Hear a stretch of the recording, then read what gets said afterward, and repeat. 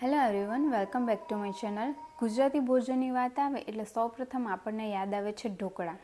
ખરેખર ઢોકળા પચવામાં ઇઝી, સ્વાદિષ્ટ સાથે પૌષ્ટિક છે અને એની રેસિપી એટલી ઇઝી છે કે જે થોડી જ મિનિટોમાં રેડી થઈ જાય છે.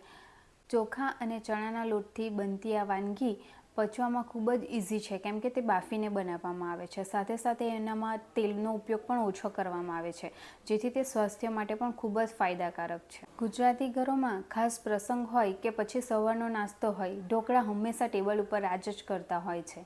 તો ઢોકળા માત્ર ગુજરાતીઓ માટે એક વાનગી નથી, એ ગુજરાતીઓનું ગૌરવ છે. તો ચાલો બનાવીએ ફટાફટ ઢોકળા.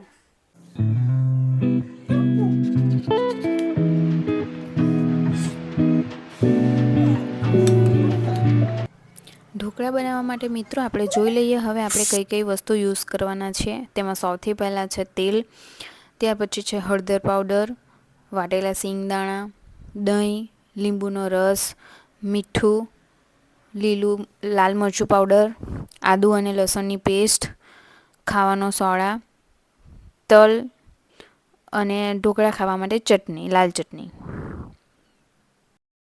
ખીરું માટે આપણે અહીંયા ચોખા અને ચણાના લોટને દળીને લઈ લીધું છે. હવે આ દળેલા લોટને આપણે એક બાઉલમાં લઈ લઈએ મિશ્રણ માટે. લોટના અંદર આપણે દહીં ઉમેરી દઈશું. અહીંયા મેં 1 વાટકી જેટલું દહીં લીધેલું છે. ખાટું દહીં હશે તો ઢોકળા સરસ થશે આપણા. સાથે જ આપણે અહીંયા અડધી ચમચી જેટલી હળદર ઉમેરી લઈશું.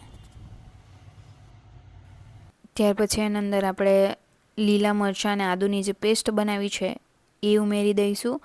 ત્યાર પછી વાટેલા સિંગદાણા, અડધી વાટકી જેટલા સિંગદાણા મેં અહીંયા લીધેલા છે.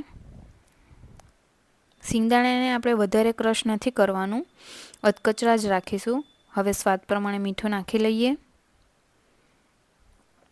અને બધા મિક્સરને બરાબર મિક્સ કરી દઈએ. અહીંયા આપણે આ બધી વસ્તુને મિક્સ કરતી વખતે થોડું જ પાણી ઉમેરવાનું છે, જેથી કોઈ લમ્પ અંદર નહીં રહી જાય અને આપણું જે ખીરું છે એ વધારે પાતળું પણ નહીં થઈ જાય.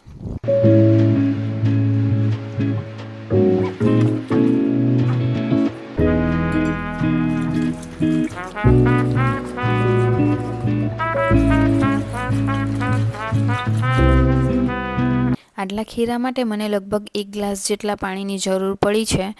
આપણું મિશ્રણ જે છે એ બરાબર મિક્સ થઈ ગયું છે. હવે આપણે એના અંદર ખાવાનો સોડા ઉમેરી દઈએ. 2 ચપટી જેટલો મેં ખાવાનો સોડા લીધો છે અને એને એક્ટિવ કરવા માટે આપણે એના ઉપર લીંબુનો રસ એડ કરી દઈશું. હવે ફરીથી આને બરાબર મિક્સ કરી લઈએ, જેથી ખાવાનો સોડા આપણો બરાબર એક્ટિવ થઈ જાય અને ભળી જાય.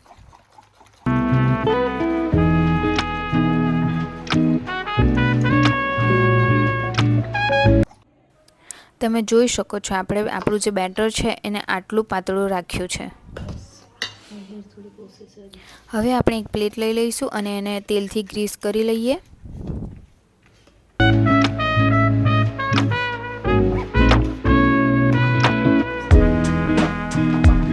હવે આપણા બેટરને આપણે પ્લેટના અંદર સ્પ્રેડ કરી દઈશું અને ત્યાર પછી આપણે લાલ મરચું પાવડર જે આપણે લીધો છે એને ઉપર સ્પ્રિંકલ કરી દઈએ અને સાથે જ આપણે વ્હાઈટ તલ જે લીધા છે એને પણ સ્પ્રિંકલ કરી લઈશું.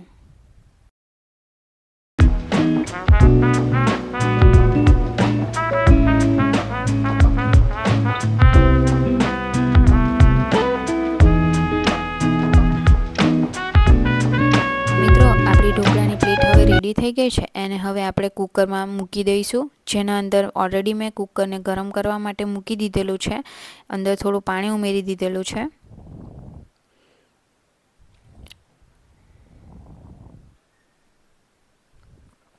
ઢાંકી લઈશું એને આપણે હવે અને 10 મિનિટ માટે ચડવા દઈએ.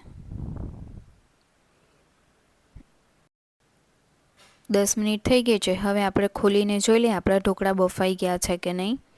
વાવ, બહુ જ સરસ દેખાય તો છે. ચેક કરી લઈએ.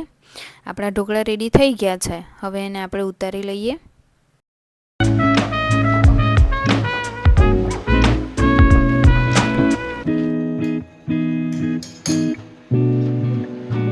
જો જો તમારા ઢોકળા વધારે ઓઇલી ના ખાવા હોય, ઓનલી સ્ટીમ કરેલા ખાવા હોય, તો તમે એના ઉપર ખાલી સિંગ તેલથી ગ્રીસ કરી શકો છો.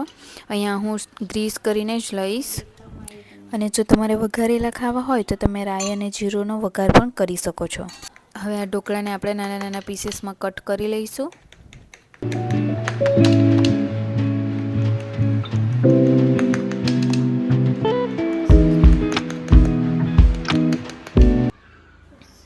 અને આ ગરમા ગરમ આપણા ઢોકળા રેડી છે. સર્વ કરવા માટે આપણે ઢોકળા કાઢી લઈશું પ્લેટમાં. આપણે જોઈએ આપણા ઢોકળા એકદમ સોફ્ટ બની. આ ઢોકળાને તમે લીલી અને લાલ બંને ચટણી સાથે ખાઈ શકો છો. ચટણીની રેસીપી હું અલગથી તમારી સાથે શેર કરીશ.